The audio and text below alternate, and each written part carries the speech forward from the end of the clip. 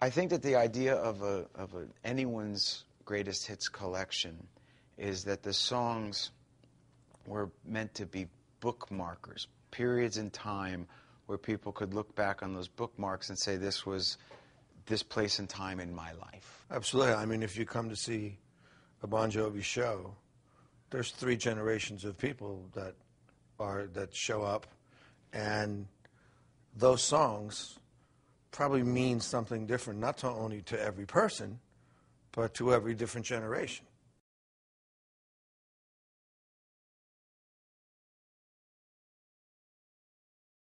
When I wrote Runaway, I realized at the time, even as a young boy, that in order to have what was called a career in music, you were going to have to start writing.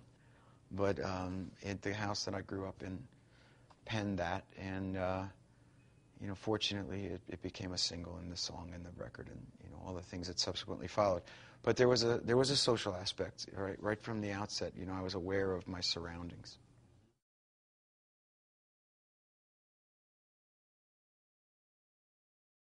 It was our first big hit, and I was just thrilled. So there's a lot of respect for that song.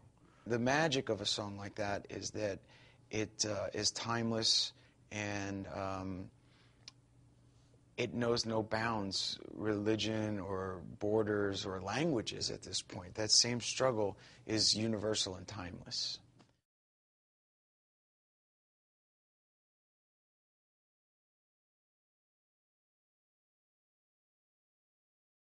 You Give Love a Bad Name? It's our first number 1. Yeah, it was our first number 1. I mean, we literally wrote it in my mother's basement, next to the washing machine, on the old kitchen set, just over a cup of coffee and conversation. A lot of times it's spontaneous combustion.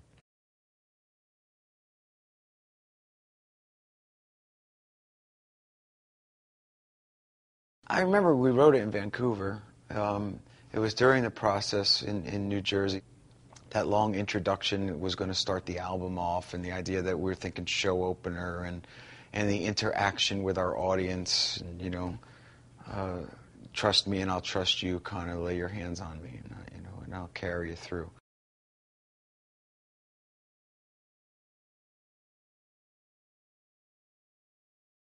You know what? It's probably my favorite ballad that we've ever written, personally. Again, it was another one of those wonderful number 1 experience moments. Just to add to one thing about I'll Be There For You that Richie had said, is I think that any great ballad needs just a little bit of pain in it. It can't be just I love you, yeah, I love you, baby, I love you, mama. It's got to be a little bit of pain in order to help you get that message across that, through the pain, comes the sun, shining someday.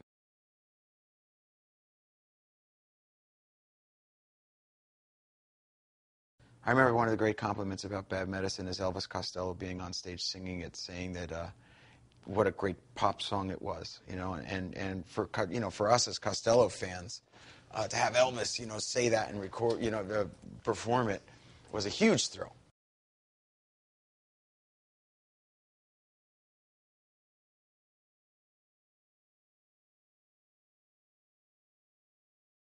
I wrote that in a period while we were getting songs together for Keep the Faith. Richie had done his first solo record, and I had done the Young Guns record. And so we had taken this very conscious time and place and period away from the band, because we had 4 albums back to back to back to back, and the business has gotten so overwhelming. And that day I sat there incredibly hungover and hit a couple of chords and sitting here wasted and wounded at this old piano, trying hard to capture the moment. But this morning I don't know, because there's a bottle of vodka still lodged in my head, and some blonde gave me nightmares. I think she's still in my bed. And I took my time and got it right, and it told a great story that I just really wanted to get the hell away from Los Angeles and go home where it was safe.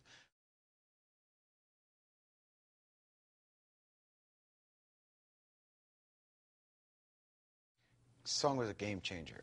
We didn't know at the time, but I knew the lyrical standpoint. And that song was taken on by so many different people from so many different walks of life that they said, no, no, no, it's my life. It had nothing to do with us any longer. It was their own life.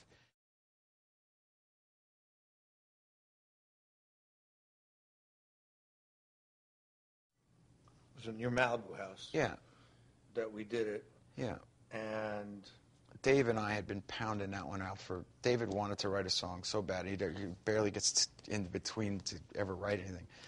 And I started to write that with him, and we were calling it Changing Water into Wine, and it was just never working, never working, never working. And then Richie came over. And you know what? It was a title that I had that was a ballad. But the title that I was working on for a solo album that I had was called If You Were in These Arms Tonight. And it was something that I never used. And I said, how about In These Arms? And we just kind of went at it and Fixed the chorus. Yeah, we pounded it out. And, you know, sometimes it happens that way.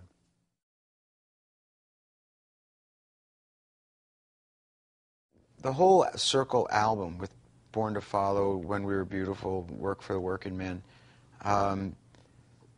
looking around you at the time of the economic downturn on Wall Street and the banking crisis, the car crisis in Detroit, the election of what became our president. With the chain of events, we wrote what became The Circle, and in the excitement of what was becoming the election of our president, and subsequently these uprisings against these dictators, you know, we were able to come out with an empowering song like "Born to Follow," and the reaction from the audience from the first day was one of unity. You know, it felt like that kind of song you were proud to write and want to play live for a long time. There was that kind of feeling, like, okay, man, you know, like, take the bull by the horns. I know it's tough right now, but if you're going to get through it, you're going to have to do something. Everybody's going to have to do something, not just one of us. It's got to be, everybody's got to do a little something.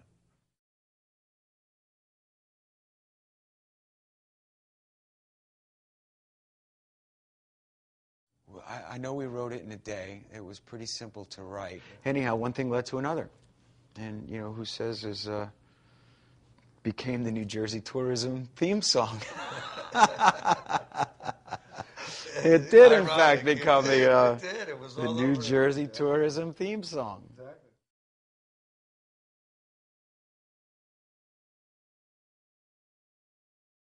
And it started out, this ain't love, this is life. A little more harsh. It was a little bit harsh. Yeah. It was more like, hey, man, We're but coexisting. It still had that hope. Like, you know, this ain't love, this is life. You got to stick together. You know what I mean? Now we kind of loosened it up a little bit.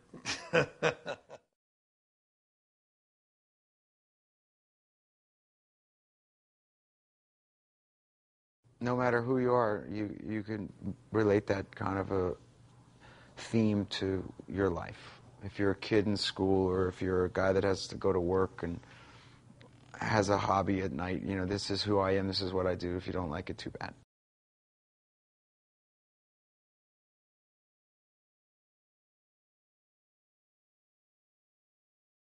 It sounds like a romantic title, but if you get into the lyric, it's very profound. It's actually, I don't know if it sounds like a romantic title because it's very Jersey. What do you got? Hey.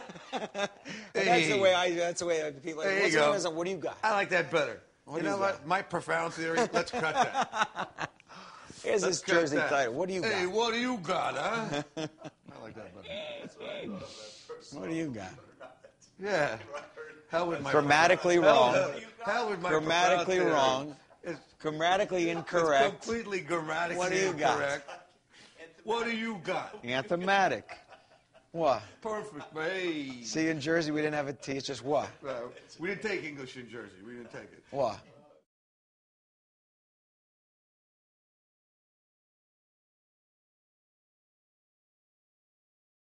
Ladies and gentlemen, our national anthem. When the day comes that we don't wake up again, that'll be the song that they write about in our obit.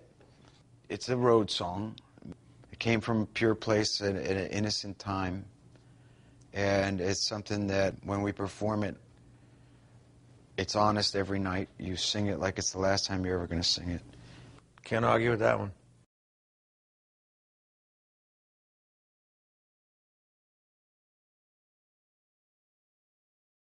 It's been a blessed life because anyone who gets the opportunity to do what they love to do and then to actually get paid to do it, you don't take that for granted.